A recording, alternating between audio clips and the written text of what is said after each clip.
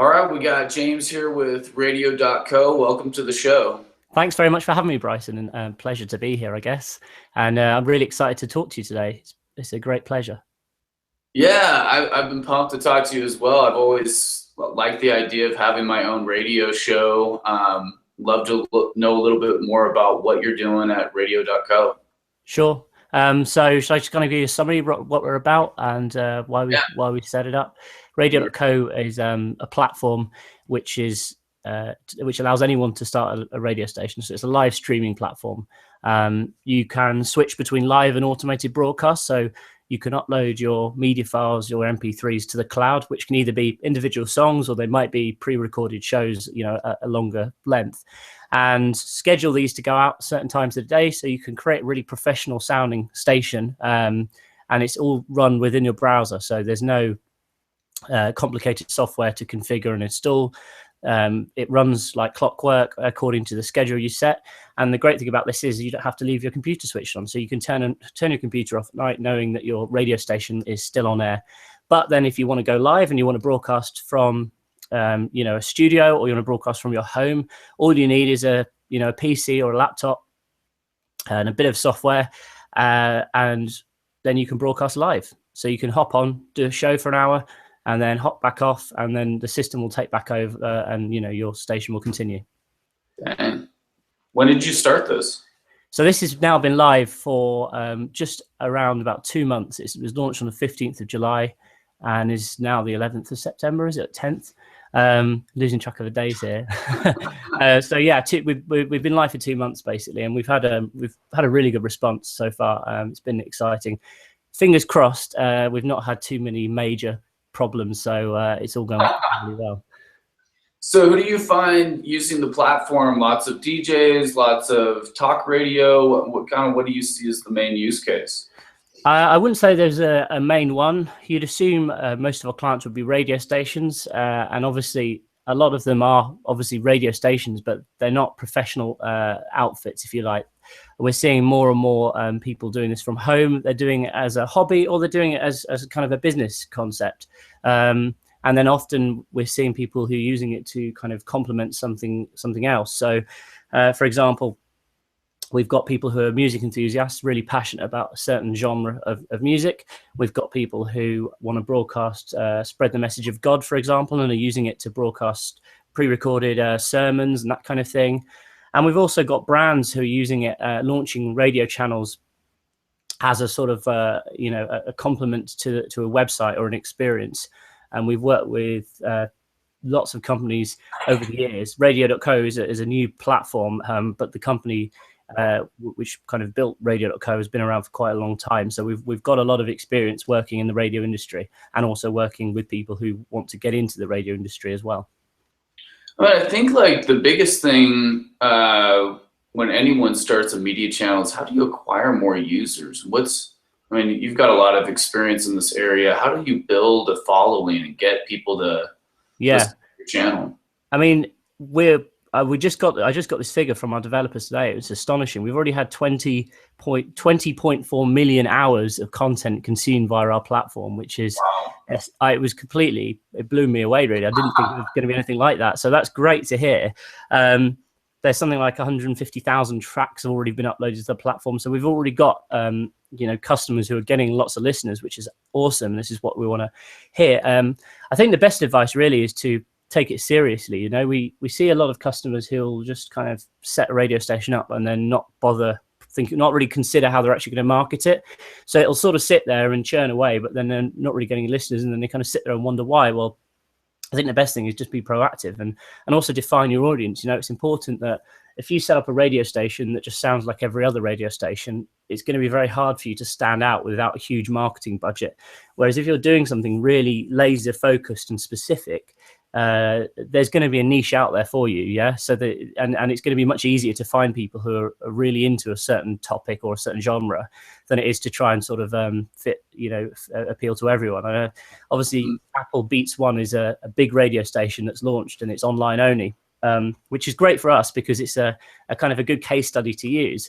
But I think one of the things, I was reading an article earlier, and they make a good point. They're trying to do this radio station with a one-size-fits-all approach, which probably isn't going to work long term, because they're trying to, play music that just sort of appeals to everyone. But there's no single genre which appeals to everyone, if you like. But I think with Beats One, there's no kind of clear direction as to what sort of station it actually is, if you see what I mean.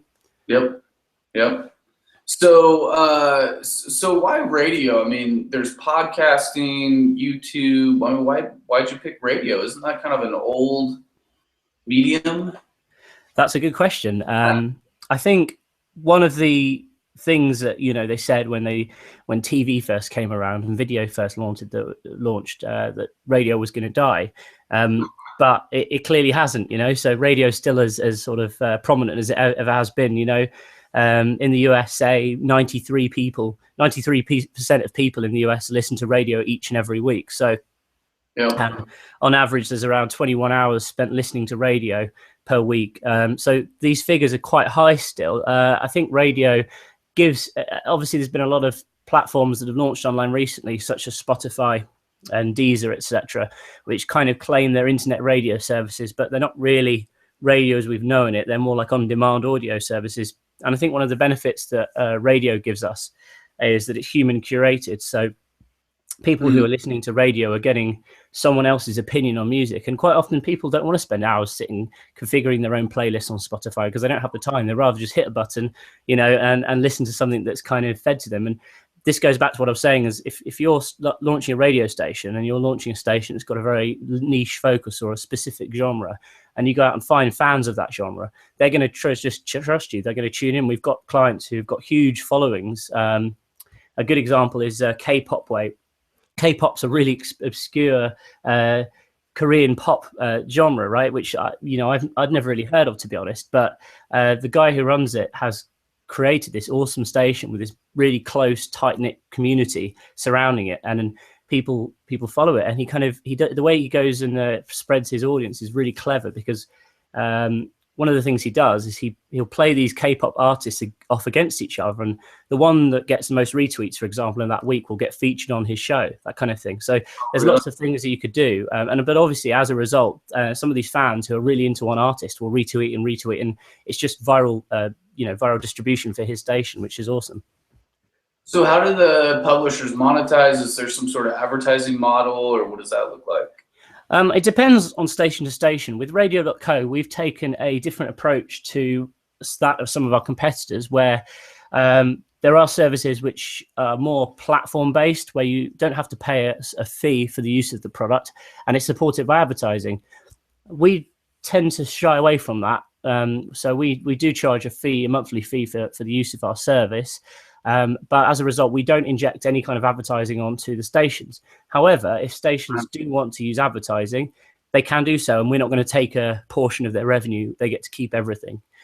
So that's the kind of route we've gone down, based on the fact that that's kind of based on our previous experiences, and also we think there is a demand for that, because some people don't want any advertising at all. They're just doing it as to say, to enhance an existing brand perhaps, or they're doing it as a sort of standalone business, and they want to monetize it in other ways rather than having annoying advertising going on the stream every 10 minutes or whatever. So that's kind of our approach that we've gone with Radio.co. So this is just kind of curious, as a startup founder, what do you feel is like the biggest pain point in your own life that you wish you could just pay someone to solve? Right now, as a startup founder, that's a tricky question. You've kind of caught me off guard a bit there. I mean, listen, I'm really fortunate. We've got a great team at Radio.co at the moment, which consists of a broad spectrum of people, ranging from developers with one onboard designer to support and marketing guys as well. Currently, one thing which we're kind of lacking is sales team. We don't have a sales team. We've got a marketing team, but it's becoming more and more apparent that we could do with more business development people in the office, I guess. So that's one of the things that I'm currently looking to hire as a business development executive or a business development person to work within Radio.co.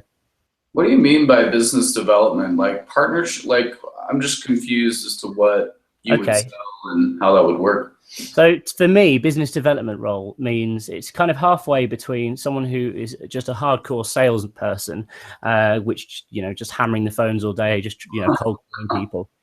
Business development is more seeking out opportunities. So with Radio.co, some of the opportunities which may present to us, for example, one of the things we're talking about at the moment is we're hoping to get a meeting with Manchester United, the soccer team. So they're world famous. They don't have a radio station, but I'm hoping if we can get in front of them, that we can kind of pitch them this idea, and perhaps it would be really good for their brand. So that's kind of like an unconventional opportunity. So with business development, I mean, sort of looking at exploring new areas of business for us, not just the obvious, people who just want to broadcast music or existing radio stations. I think that's got to be one of the hardest positions. I mean, obviously the most, like, a very valuable position in any company, because I mean, you land, a few big deals and it can just be massive, but it also seems kind of expensive because you're hiring somebody and maybe they don't land any deals for you, or maybe it takes years. I think it's a case of having someone to also explore different areas of avenues of opportunity. Like if you go out and if you consider all these different options you have, sort of having the resource to actually go out, contact people, see if they're interested in your business or if they're interested in potentially setting up a meeting, and then finding one area which bites. Yeah. So at the moment, we've got so many different ideas and so many different avenues of opportunity to explore. And at the moment, we're marketing to what we know. We're marketing to the sort of existing customers we've got, people who want to start radio stations, that kind of thing. However, spending money on marketing to something else. So for example, another avenue of opportunity which we're considering at the moment is hotel chains. People who use internet radio, if they've got a small chain of hotels, they want to have a consistent audio experience across these hotels. Using internet radio is a great way of distributing, almost having their own radio station. So every single hotel has got the same music playing at the same time. And if they want to run adverts or they want to run promotions talking about certain things, they can do. However, before we spend loads of money, advertising to that market, because I know nothing about the leisure and hospitality industries, having a business development person would kind of allow us to see if we can get kind of some opportunities in that industry, I guess. Dang, I like it. Yeah. So okay, so moving back to the radio portion. How do people distribute? Is there like a link that they share with their audience, and their audience goes to that link, and then they can listen to the music? How does it work on mobile? Kind of walk us through all of those. Yeah, so it's our streams are generally MP3 based. So obviously MP3 is quite widely compatible, and effectively there's two ways which our clients will distribute their streams. One is just via a link, as you suggest, which just links to a stream, which then obviously will start playing in whatever default media player the user has.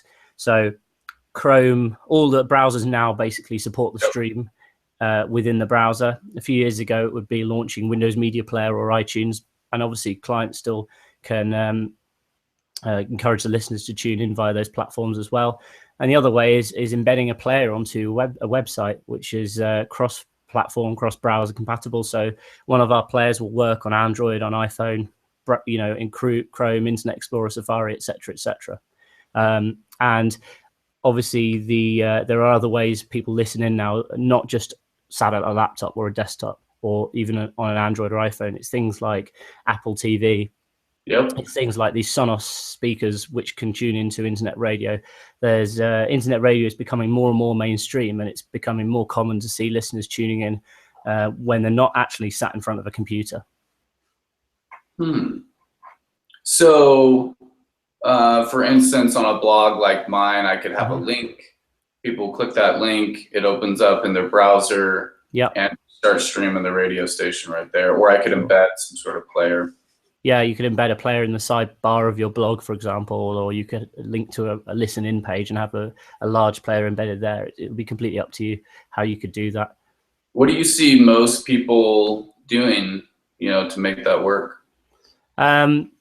I mean, we've got a set of tools which makes it really straightforward for anyone to integrate it into an existing website. Just copy and paste a couple of lines of code, and that pretty much sorts it out. And within our app, within our control panel, you can choose the colorations of your player and the size of it and all that kind of stuff. So it's really flexible, and it doesn't require someone to be kind of an expert web programmer in order to implement it onto a site, which is always useful, because we find a lot of our customers don't always have a web designer working for them, or they don't have access to that kind of knowledge. So they just want something that's easy to get started quickly. And likewise, the listen links work on social media channels. So if you tweet a link, it will automatically open up whatever player the user has configured, or if you put it on Facebook, and so on and so forth.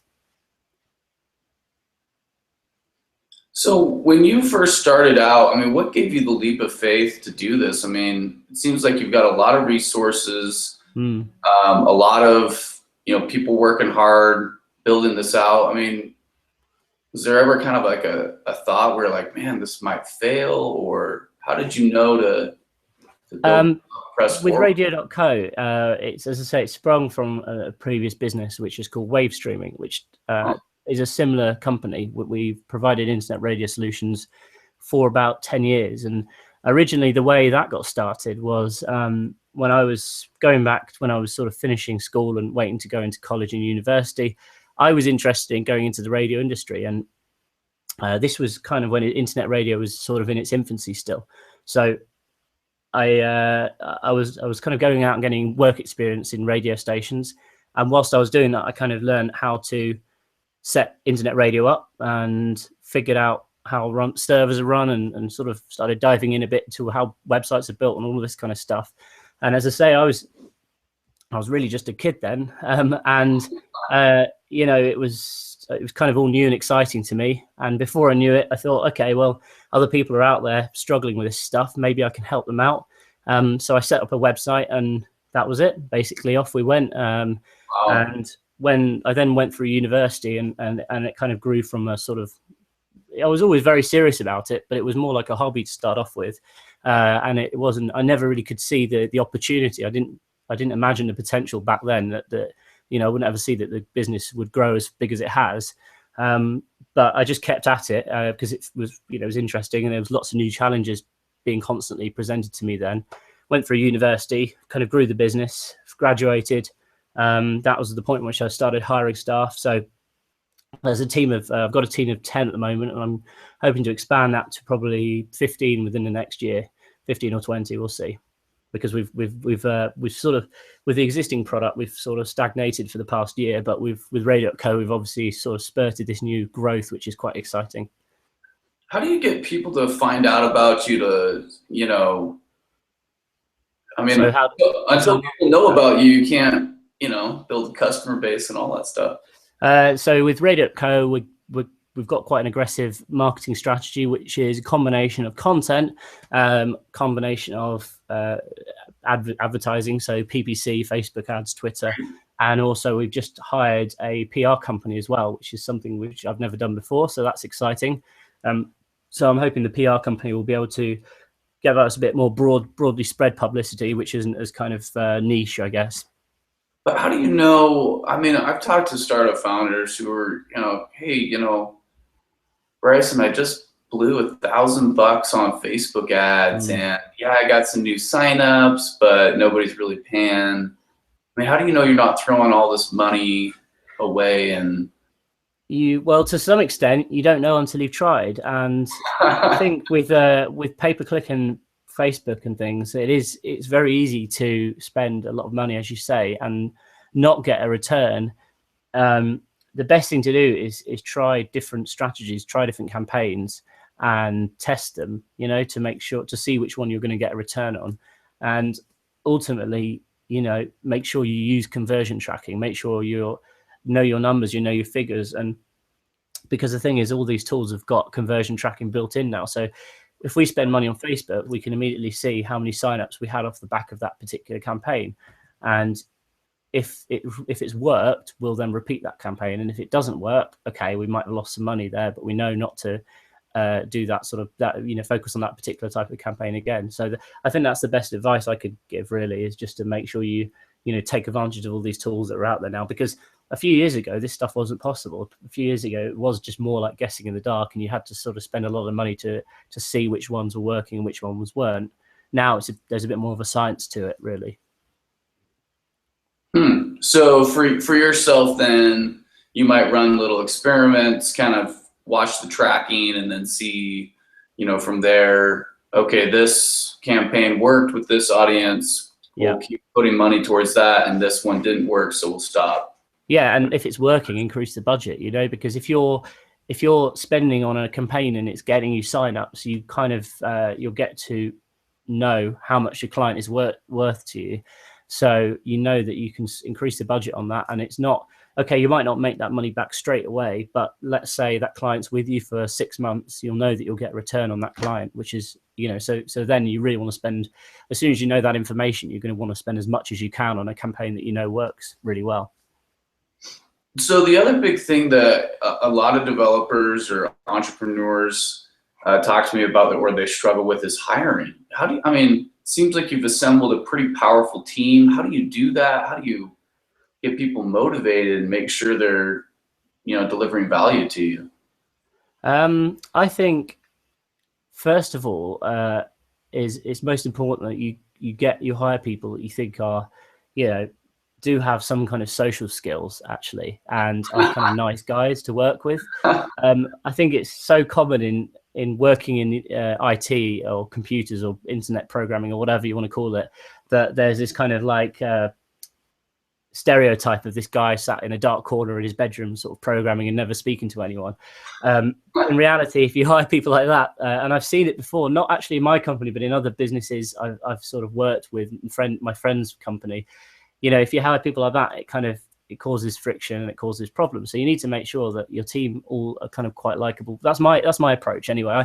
I like to think that we've got a great team, and we can go out on a Friday and have a laugh. We can go out, have a meal, and have some drinks, that kind of thing. It's always nice to have people who have got a positive energy about them. Well, how do you find these people? If I just have to imagine, if I ran a classified ad for, hey, new startup, come join. I imagine there's got to be a lot of weird people that apply. How do you know? People could trick you in an interview. They seem really like nice people, and then you hire them, and then. I think again, it's just, isn't it? When I've started hiring my first member of staff, I had about 5 years ago, and I've made some mistakes. I've burned through loads of designers, for example, because I think for whatever reason the designers we've worked with just haven't been right fit for the company. Now, in terms of going out and finding people, mixture. To start off with, I ran adverts on Gumtree, and then I sort of progressed to the job boards. So there's a service I use where you pay one fee and they'll fire your ad up onto all the main job boards. And more recently, I've started working with recruitment companies as well. So the benefit of working with a recruitment company is that they find your staff quicker. However, obviously the downside is you have to pay for them, and they can be quite costly. And sometimes they don't always find the right person. Sometimes it is just quicker to try and go out and find that person yourself. I don't think there's an easy answer to that question, because I think every company does struggle with resourcing and hiring and the other thing as well is making sure that your staff are happy. And once you've got good guys, you want to try and keep them. I know. It's like, how do you keep people around? There's always other companies trying to poach. Mm-hmm. Interesting. How do you keep people motivated? And you say you find a really great, talented person. How do you keep them motivated and keep them on the team? I think hiring people who are good self-starters is important. Hiring people who are genuinely passionate about what they do is also really important. And if they love what they do, then they are going to keep motivated. Everyone has, and also to understand that not everyone is going to be, Superman all the time. Everyone has good days and bad days, right? So sometimes you'll go into work, and I do it. Sometimes I'll go in and I won't want to work. I'll just feel like this is just not a good day.